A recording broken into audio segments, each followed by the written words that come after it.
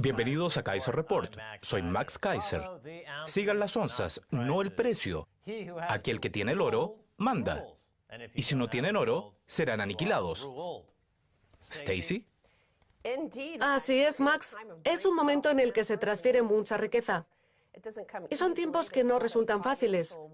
Hay mucha guerra financiera y uno de sus principales ingredientes son las PSYOPs o operaciones psicológicas. PSYOPs del 12 de abril. Esto nos llega de nuestro amigo Hugo Salinas Price, con el que fuimos a Grecia, país que aparecerá en otro titular. La definición de PSYOPs, operaciones psicológicas, se aplica a lo ocurrido el viernes 12 de abril y el lunes 15 de abril, que llevaron el oro a los $1.380. Y para que bajara a $1.380, Max, según el Commerzbank, se necesitaron 1.100 toneladas de oro papel, lo cual supone un 45% de la producción anual de oro. Bien, Stacy Herbert. En varias ocasiones, en este programa, les he dicho a nuestros espectadores, que nos ven en todo el mundo, mi opinión sobre la propaganda de precios. Vivimos en la era de la propaganda de precios.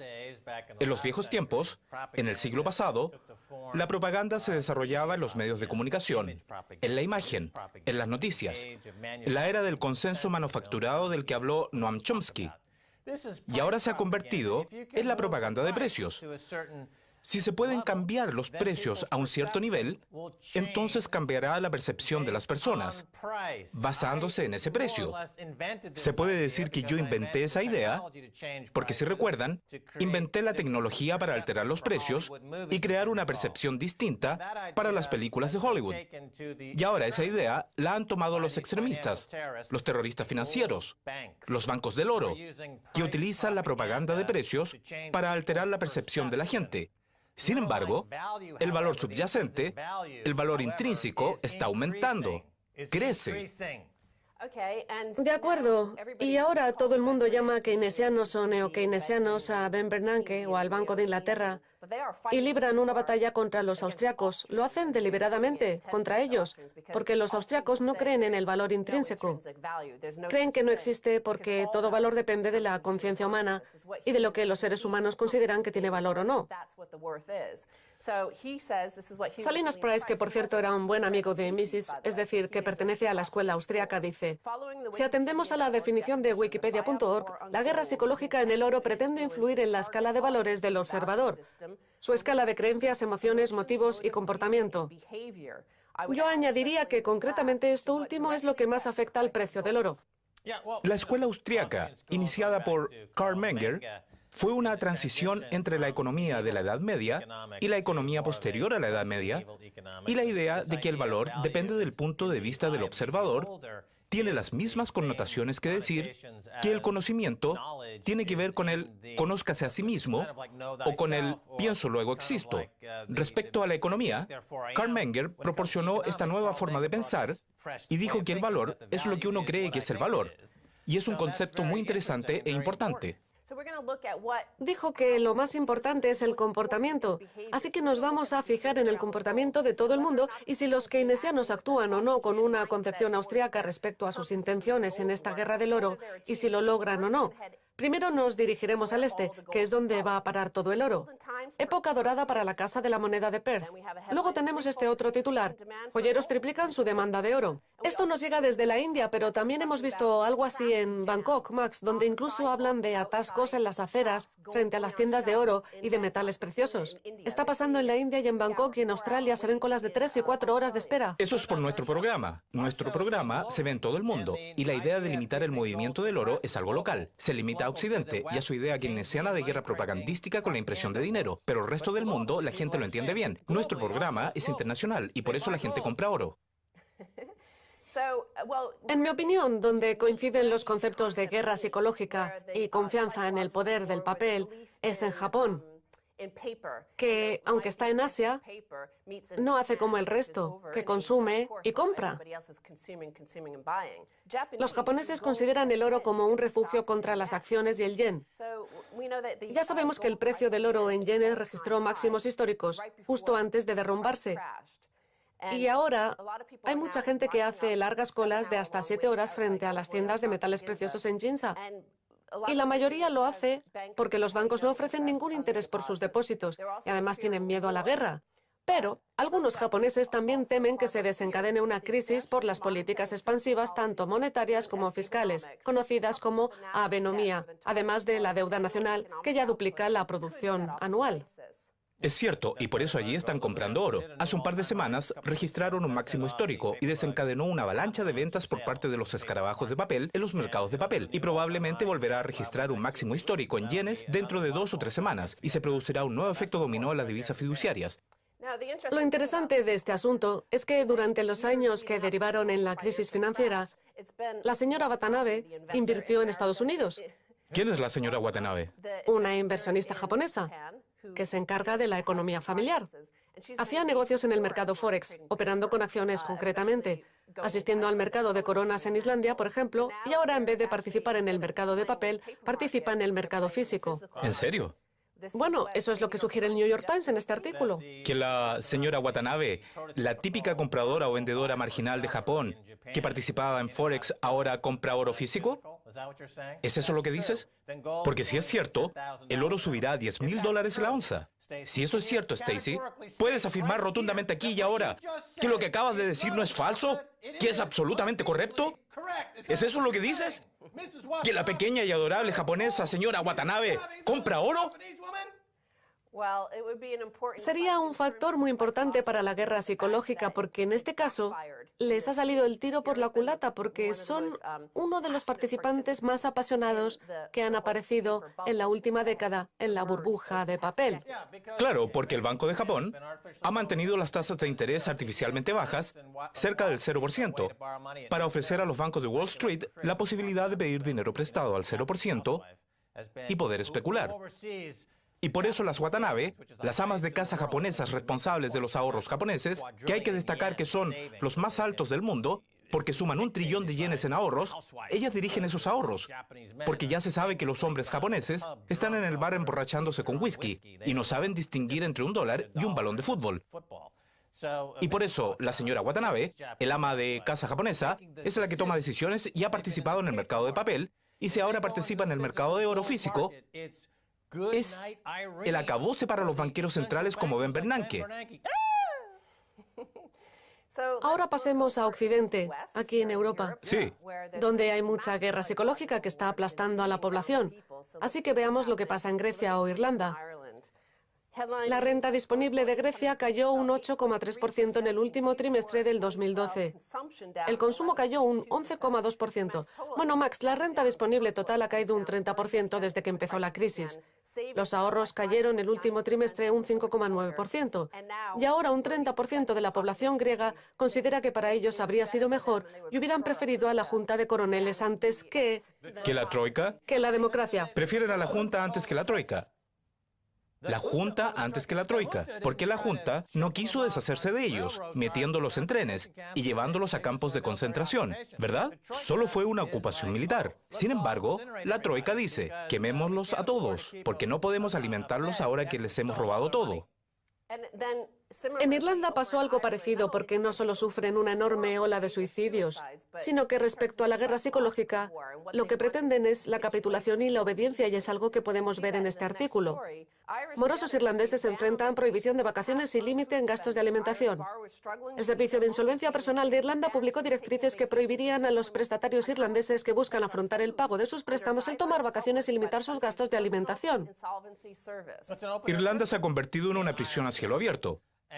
Y creo que la solución está en la aplicación de una nueva política económica que monetice la mantequilla, de manera que el Banco de Irlanda fuera capitalizado con mantequilla, porque en Irlanda hay muchísima mantequilla y podrían convertirse en una economía basada en ello. Dominarían el mundo con sus dólares de mantequilla. Las monedas de mantequilla podrían sustituir a los bitcoins. El gasto mensual por persona para quienes quieren aliviar su deuda podría reducirse a 35,73 euros para ropa, 247,04 euros para alimentación y 33,40 euros para artículos de higiene personal. Dan cifras concretas, todo está muy controlado. Tratan a la gente como ganado. Es como si el ganadero supiera exactamente las calorías que debe darle a cada oveja de su rebaño antes de enviarla al matadero. Cada oveja, cada res marcada con cuidado, como en un gran matadero.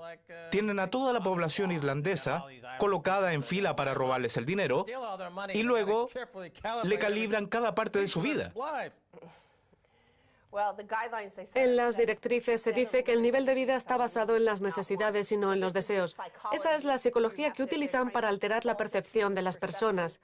Que sus vidas deben basarse en lo que necesitan y no en lo que desean. Que, por cierto, eso representa el final del capitalismo. Eso es como la Junta y lo que la Junta diría. Es lo que diría cualquier gobierno totalitario, que el estilo de vida que pretenden imponer se basa en las necesidades y no en los deseos. Bien, Max, pasemos al último titular. Esposa del republicano Mike Rogers se beneficia con la aprobación de la ley CISPA. Parece que Rogers, el congresista que más presionó para que se aprobara la ley de protección e intercambio de información de inteligencia cibernética, guardó muy bien el secreto de un conflicto de intereses directo que pone en duda toda la ley. Es posible que la esposa de Rogers se beneficiara con la ley CISPA y presionara para que se aprobara esta ley. Su esposa es Christy Clemens Rogers, que fue directora ejecutiva de Aegis, una importante empresa de seguridad que ha presionado en favor de todas las empresas de seguridad, incluyendo los contratistas de defensa, y que son los que presionan para que el Congreso apruebe la ley CISPA, que supone la invasión en la privacidad en línea. El Congreso ya la aprobó con la misma facilidad que aprobó también la ley SOPA. Se supone que ahora debe ir al Senado y que la Casa Blanca la sancione. No está claro que se apruebe, pero ya sabemos que es una guerra psicológica que acabaremos sufriendo y con la que siguen utilizando ataques terroristas de bandera falsa y de locos en la calle, que un día acaban perdiendo el juicio. Y como se vuelven locos, tienen todo el derecho a observar lo que hace el resto. Tengo en Twitter una nueva etiqueta. El agotamiento de Estados Unidos, y si hablamos de CISPA o alguien explota en Boston o cosas así, hablamos de el agotamiento de Estados Unidos. Es un país en declive que representa menos del 4% del Producto Bruto Interno Mundial, mientras genera el 25% de la basura mundial. Acabemos con él, librémonos de él. Si lo ignoramos, a lo mejor desaparecerá y el resto del mundo podrá comprar oro y ser feliz por siempre. Stacey Herbert, muchas gracias por haber venido a Kaiser Report. Gracias a ti, Max. Bien, quédense con nosotros, hablaré con Wolf Richter.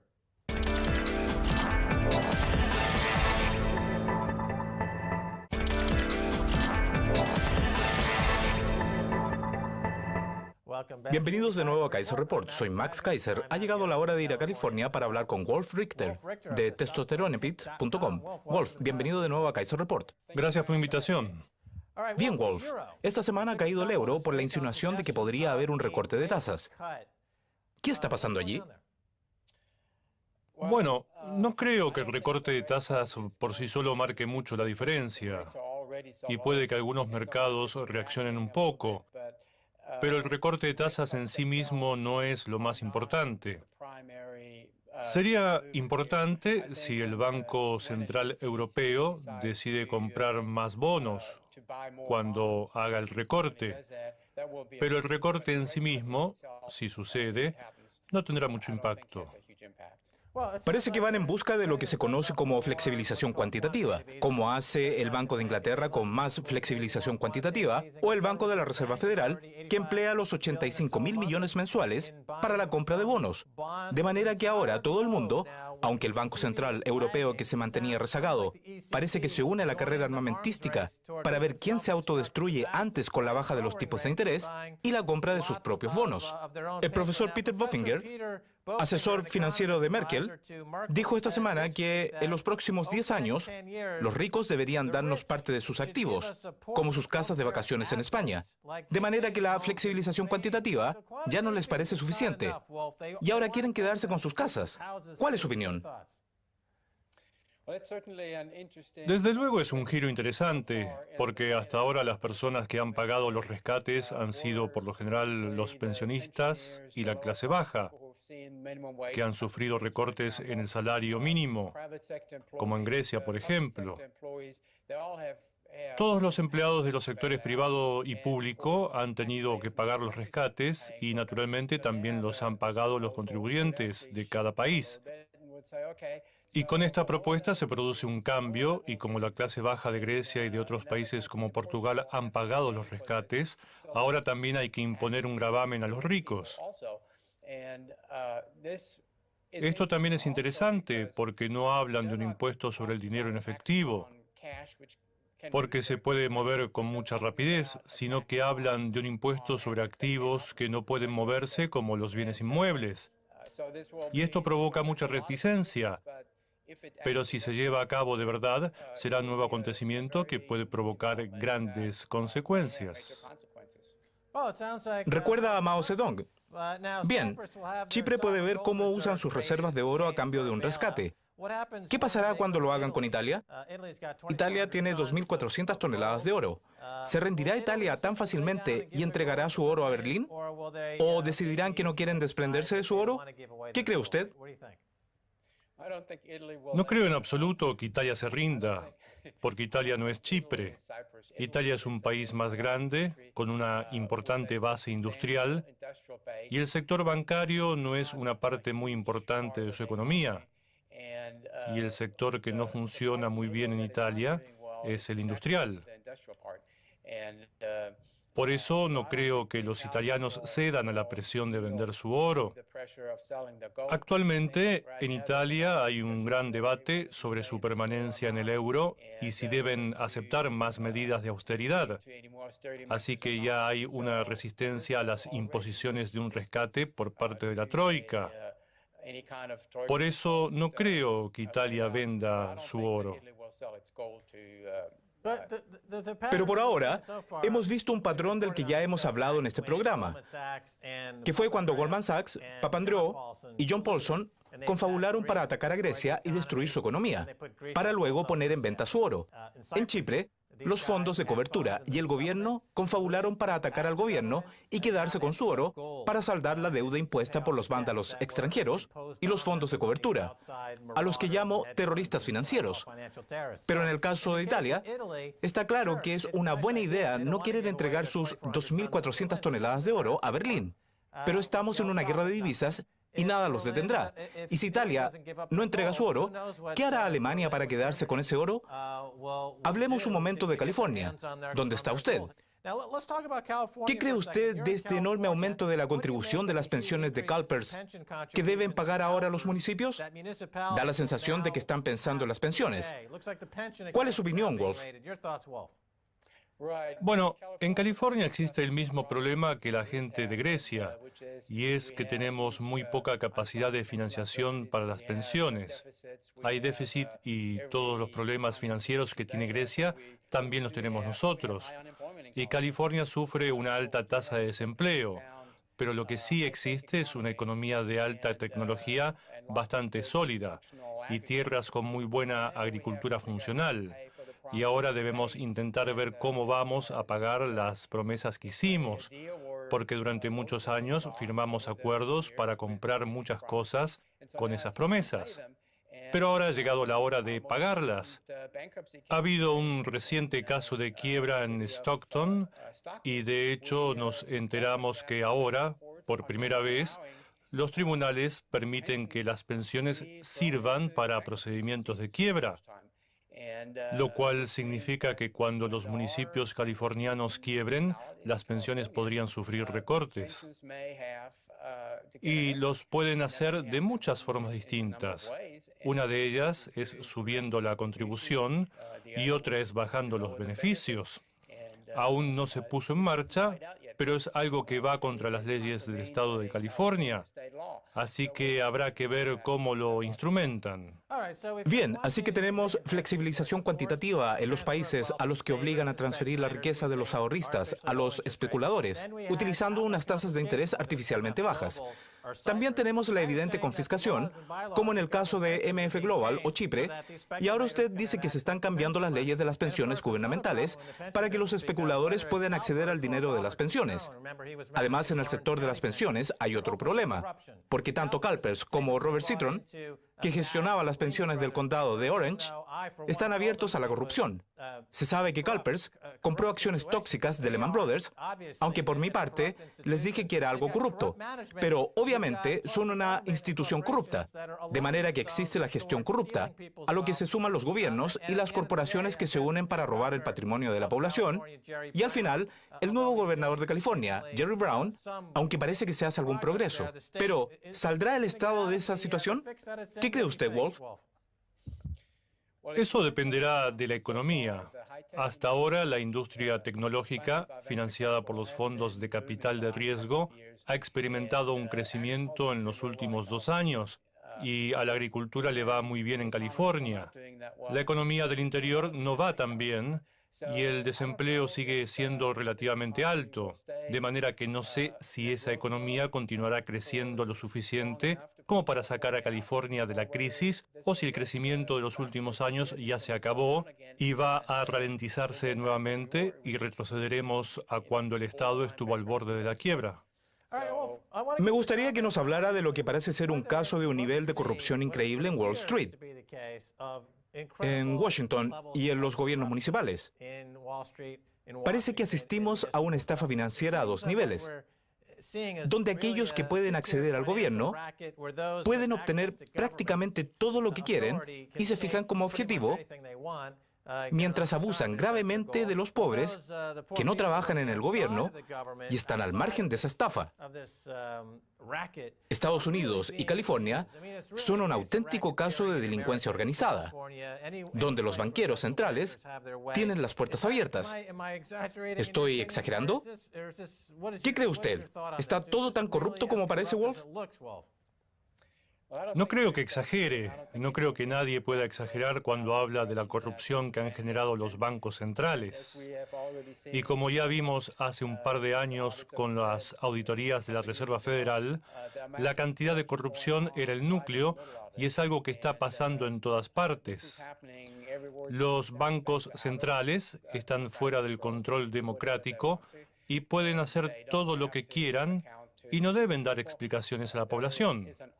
Ocasionalmente se realiza alguna auditoría cuando el Congreso las impone, pero esas auditorías solo son parciales. Por eso ellos saben que son libres de hacer todo lo que quieran. Y ahora mismo la Reserva Federal maneja 85.000 millones de dólares al mes, que deriva a 12 bancos, quienes hacen con ese dinero lo que quieren. La idea es que fluya la economía, y sí que lo hace, pero solo en muy altas instancias, y no fluye hacia los niveles más bajos de la economía, así que la gente no se está beneficiando en absoluto. Para continuar con la corrupción de Washington y Wall Street, a principios de semana hubo una noticia que no recibió mucha atención, y es la aprobación de una nueva ley que anula partes de la ley para la eliminación del tráfico de información privilegiada del Congreso, la ley Stock. Y por eso, ahora en Washington, existe un grupo que puede comerciar legalmente con información privilegiada. Y eso supone abrir un camino entre los legisladores de Washington, a los que puede que veamos aprobando leyes sobre drogas, fabricación, minería, requisitos de margen o regulación bancaria, un camino directo a Wall Street, donde los bien informados de Washington se pueden beneficiar y obtener ganancias de la información privilegiada. ¿No permite la canonización de la ley Stock que suceda algo así? ¿Qué cree usted, Wolf?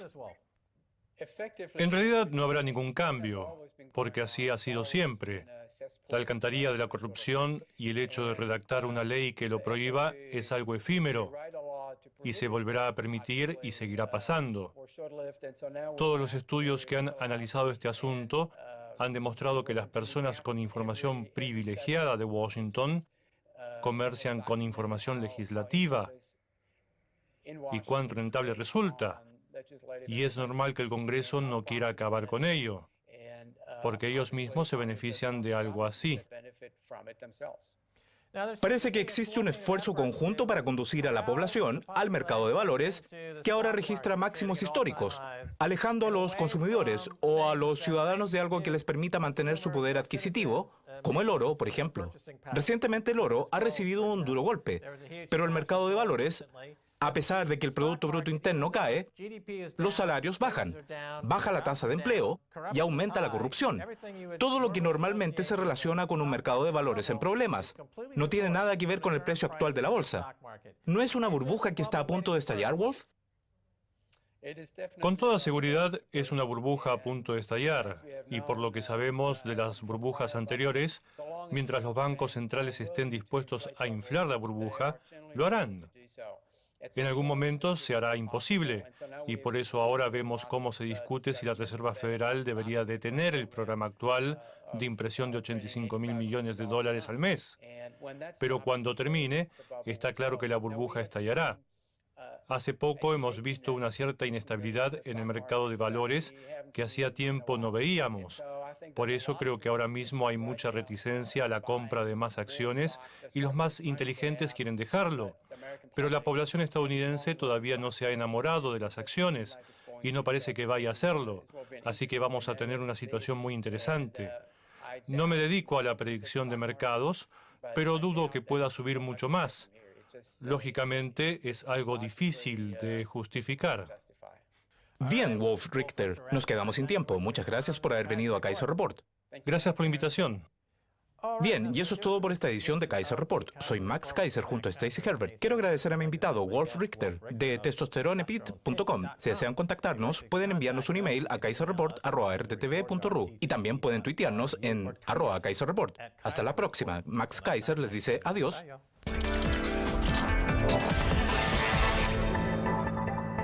Emociones, motivos y comportamiento. Yo añadiría que concretamente esto último es lo que más afecta al precio del oro. La escuela austriaca, iniciada por Karl Menger, fue una transición entre la economía de la Edad Media y la economía posterior a la Edad Media, y la idea de que el valor depende del punto de vista del observador tiene las mismas connotaciones que decir que el conocimiento tiene que ver con el conózcase a sí mismo o con el pienso luego existo. Respecto a la economía, Karl Menger proporcionó esta nueva forma de pensar y dijo que el valor es lo que uno cree que es el valor. Y es un concepto muy interesante e importante. Dijo que Salinas Price, con el que fuimos a Grecia, país que aparecerá en otro titular. La definición de PSYOPs, operaciones psicológicas, se aplica a lo ocurrido el viernes 12 de abril y el lunes 15 de abril, que llevaron el oro a los $1.380. Y para que bajara a $1.380, Max, según el Commerzbank, se necesitaron 1.100 toneladas de oro papel, lo cual supone un 45% de la producción anual de oro. Bien, Stacy Herbert, en varias ocasiones en este programa les he dicho a nuestros espectadores que nos ven en todo el mundo mi opinión sobre la propaganda de precios. Vivimos en la era de la propaganda de precios. En los viejos tiempos, en el siglo pasado, la propaganda se desarrollaba en los medios de comunicación, en la imagen, en las noticias, en la era del consenso manufacturado del que habló Noam Chomsky. Y ahora se ha convertido en la propaganda de precios. Si se pueden cambiar los precios a un cierto nivel, entonces cambiará la percepción de las personas, basándose en ese precio. Se puede decir que yo inventé esa idea, porque si recuerdan, inventé la tecnología para alterar los precios y crear una percepción distinta para las películas de Hollywood. Y ahora esa idea la han tomado los extremistas, los terroristas financieros, los bancos del oro, que utilizan la propaganda de precios para alterar la percepción de la gente.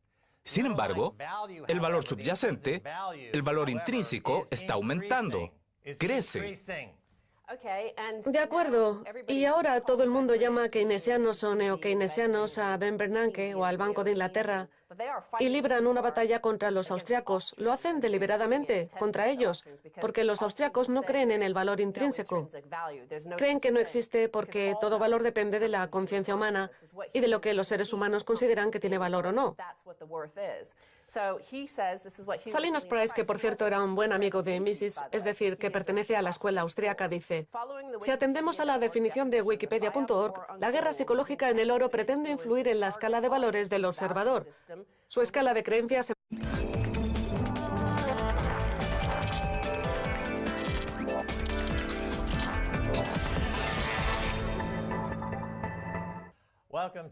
Bienvenidos a Kaiser Report. Soy Max Kaiser.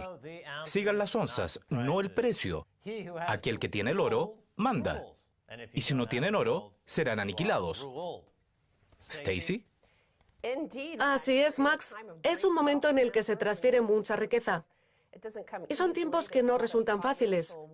Hay mucha guerra financiera y uno de sus principales ingredientes son las PSYOPs o operaciones psicológicas. PSYOPs del 12 de abril. Esto nos llega de nuestro amigo Hugo